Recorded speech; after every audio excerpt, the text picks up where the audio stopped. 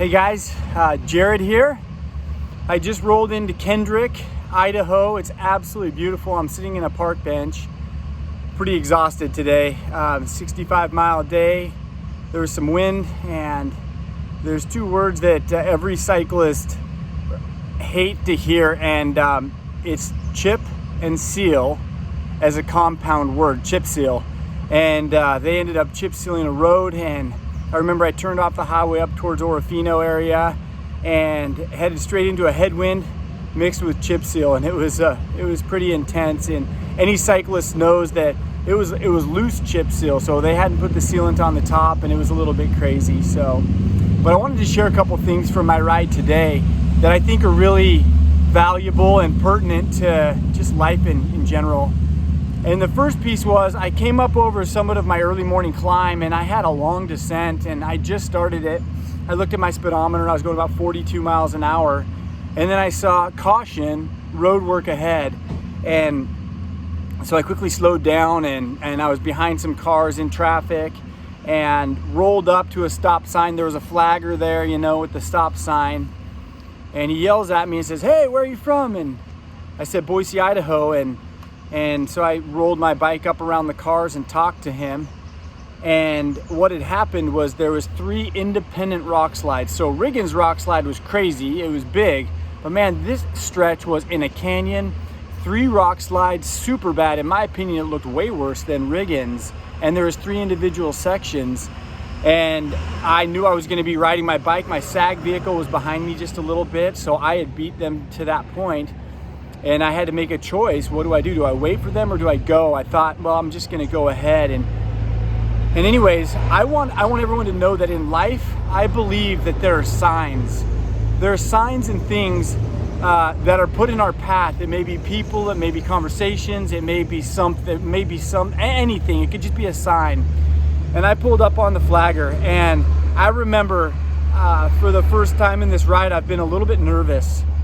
Because I was on a descent, a downhill, cars, very, very narrow roads, and I was now riding through dirt, at times mud, and just beat up road.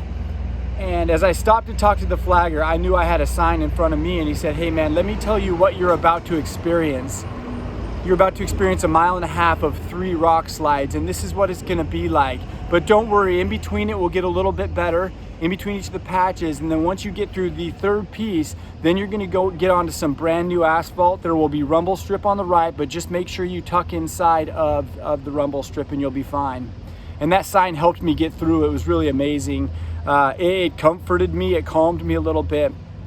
And then I got on the road, and there wasn't enough room in between the rumble strip and the side of the road. And I said, man, this is crazy and a little bit dangerous. And so I had to ride in the road. A funny story is, when the flaggers are there, they always signal the last car, like coming the opposite direction. The last car was a red Kia Focus or something Focus. And so we wait for the red car, and it came through. And he radios back the last car, and he says, "It's a dude on a bike." So it was a dude on a bike. It was me. I was the last one through. But as I calmed down and started strategically thinking through how I could make my ride safer through this canyon stretch, which was probably 12-mile descent, I said, there's a pattern here. I gotta think through this. And what I came to the conclusion of is they have to stop cars. So cars will come in waves, and those waves will be 4, 5, 6 cars big, and then I'm gonna have a gap where I could take the road and actually ride. And that's exactly what happened. I waited for the cars, and they would come in waves. I would check my shoulder, and then I'd be able to jump back out in the road where it was safe and ride my little guts out as hard as I could down this hill, down this canyon stretch. And then I'd tuck back in on the other side of the rumble strips. 5 or 6 cars would pass me, and I'd do the same thing.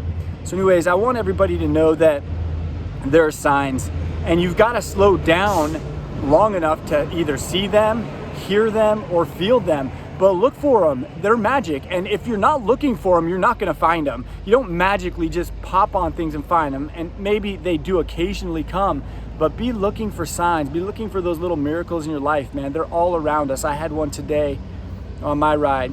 Secondly, expect the unexpected. Just expect it.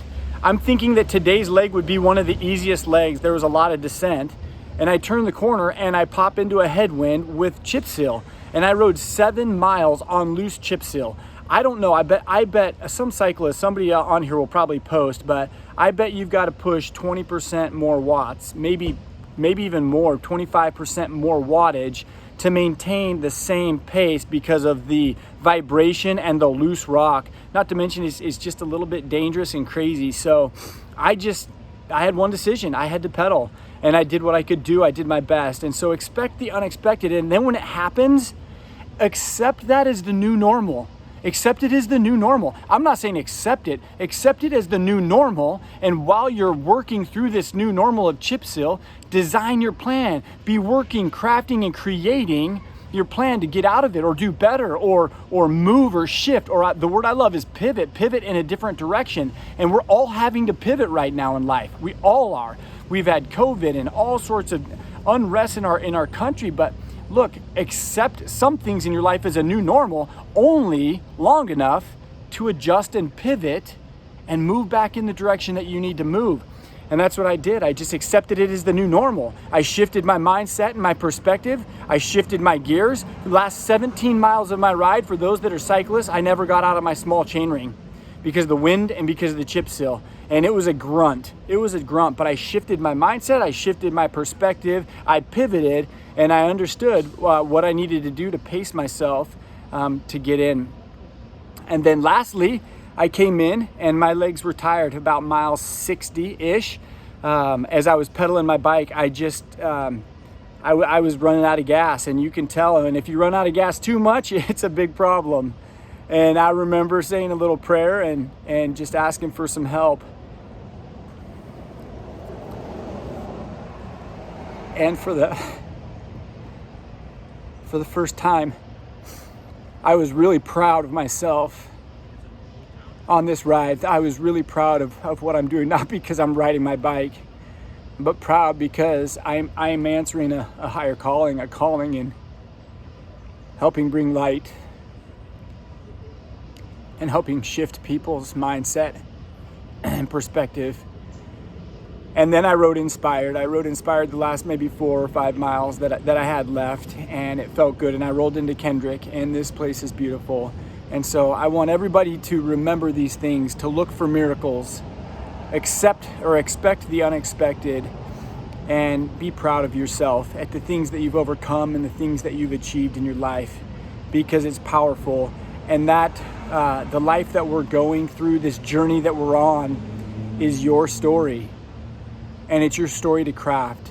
And I'm excited for you to continue writing your story. And I can't wait to see what the next chapter is in your book.